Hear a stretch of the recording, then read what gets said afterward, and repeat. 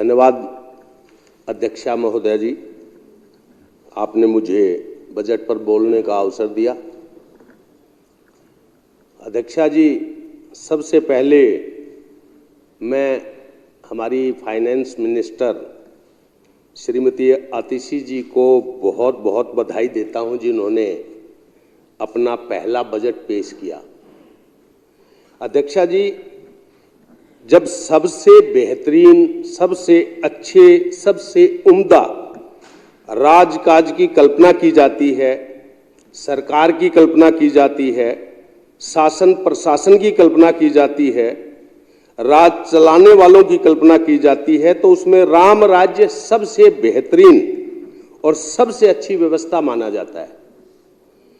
अध्यक्षा जी, तुलसीदास जी ने राम राज्य पर कहा, मैं एक चौपाई बोलूंगा। नहीं दरिद्र कोई दुखी न दीना, नहीं को अबुद न लक्षण हीना, सब गुणज्ञ पंडित सब ज्ञानी, सब कृतज्ञ नहीं कपट सयानी। महोदया, राष्ट्रपिता महात्मा गांधी भी राम राज्य की ऐसी ही व्यवस्था के पक्षधर थे और मुझे बहुत खुशी है कि बजट पेश करते हुए हमारी फाइनेंस मिनिस्टर आतिशी जी ने कहा कि राम राज्य का मतलब है कि जिस राज्य में कोई भूखा ना रहे, दरिद्र ना हो, कोई दुखी ना हो, यानी सब समृद्ध हों। और इसलिए ये बजट सबकी आर्थिक दिक्कतों को दूर करने वाला बजट है, सबके हितों का ध्यान रखने वाला बजट है, राम राज्य के सपने को हकीकत में बदलने वाला ये ऐतिहासिक बजट है। राम राज्य पर अध्यक्ष महोदय, आजकल कुछ लोगों को राम राज्य के आदर्श भगवान श्री राम नहीं है, उनके आदर्श कालनेमी हैं, जो दिखावे के लिए चंदन का टीका तो लगाते हैं, राम राम तो रटते हैं, पर अंदर से उनका लक्ष्य केवल लोगों को ठगना है। ये कौन लोग हैं, ये पूरे देश की जनता जान चुकी है। अध्यक्ष महोदया, 18 वर्ष से ऊपर की महिलाओं के लिए 1000 रुपए की सम्मान राशि का प्रावधान इस बजट में किया गया है। इस ऐतिहासिक निर्णय के लिए मैं अपने नेता और दिल्ली के लोकप्रिय मुख्यमंत्री श्री अरविंद केजरीवाल जी का बहुत बहुत आभार व्यक्त करता हूं। अध्यक्षा जी, हमारे नेता और दिल्ली के लोकप्रिय मुख्यमंत्री श्री अरविंद केजरीवाल जी ने दिल्ली के लोगों को अपना परिवार मानकर उनकी सब तरह की दिक्कतों को दूर करने का एक सार्थक प्रयास इस बजट के माध्यम से किया है। जिस तरह से शिक्षा के क्षेत्र में दिल्ली सरकार ने काम करके दिखाया, आज उसके रिजल्ट चारों तरफ दिखाई दे रहे हैं। सरकारी स्कूलों से निकले हुए बच्चे अब आईआईटी में एडमिशन ले रहे हैं, मेडिकल के कोर्स में एडमिशन ले रहे हैं और आईटीआई से निकले बच्चे बहुराष्ट्रीय कंपनियों में नौकरी पा रहे हैं। इस बजट में भी शिक्षा को प्राथमिकता दी गई है अध्यक्षा जी, जिसका स्वागत किया जाना चाहिए। इस बजट में बुजुर्गों की मुफ्त तीर्थ यात्रा का भी ख्याल रखा गया है।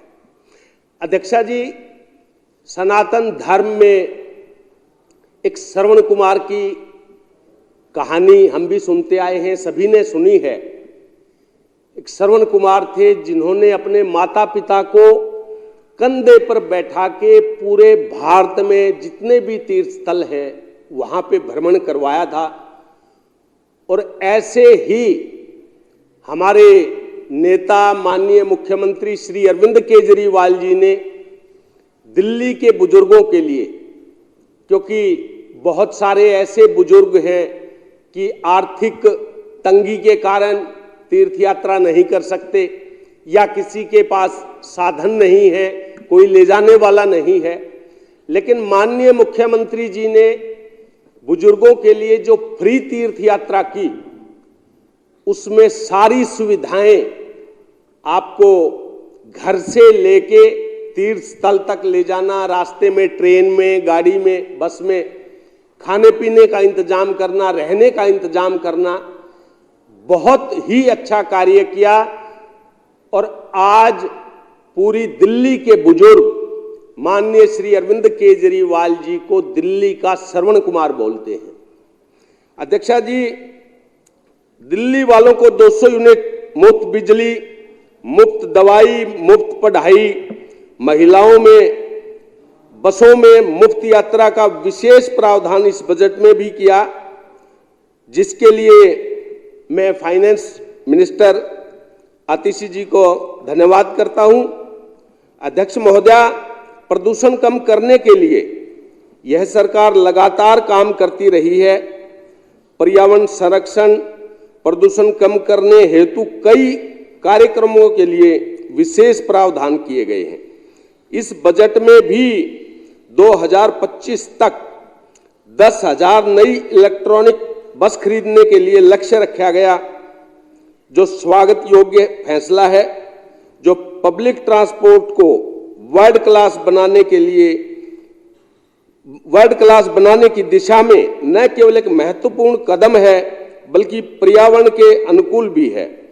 अध्यक्षा जी, यह बजट दिल्ली के लोगों की दिक्कतों, मुश्किलों को कम करने वाला और उनके भविष्य को बेहतर बनाने वाला एक ऐतिहासिक बजट है, जिसका मैं समर्थन व स्वागत करता हूं। बहुत बहुत धन्यवाद अध्यक्षा जी, आपने मुझे बोलने का अवसर दिया।